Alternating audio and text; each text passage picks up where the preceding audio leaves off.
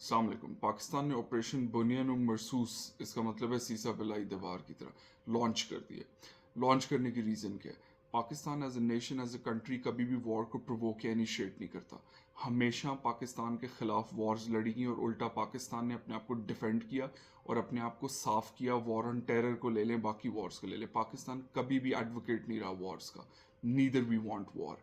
हम हमेशा अपनी वीडियोस में भी कोशिश ये करते हैं और इवन हमारा मीडिया इतनी सैनिटी के साथ हमेशा कोशिश ये करता है कि पीस प्रिवेल रहे। इंडिया पाकिस्तान के इशू के अंदर भी पाकिस्तान की सबसे पहली कोशिश ये थी डिप्लोमेटिक चैनल से बातचीत की जाए और टेबल टॉक पे मसला हल किया जाए।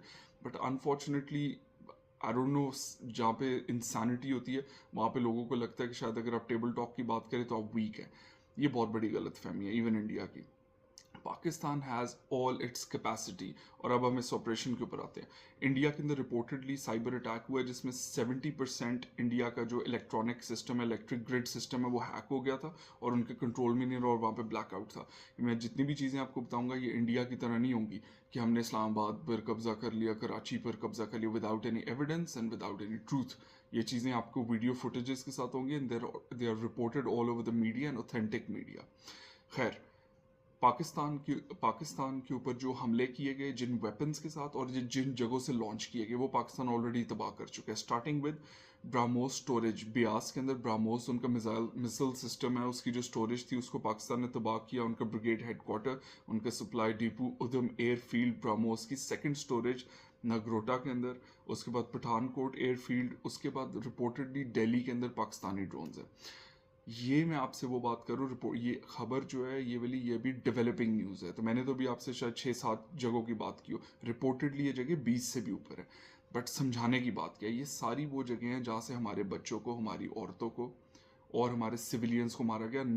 ना सिर्फ ये, बल्कि ये वो सारी जगह हैं जहाँ से नाउजुबिल्ला प्लानिंग की गई हमारी मस्जिदों पर अटैक करने की और कुरान पाक को शहीद करने की।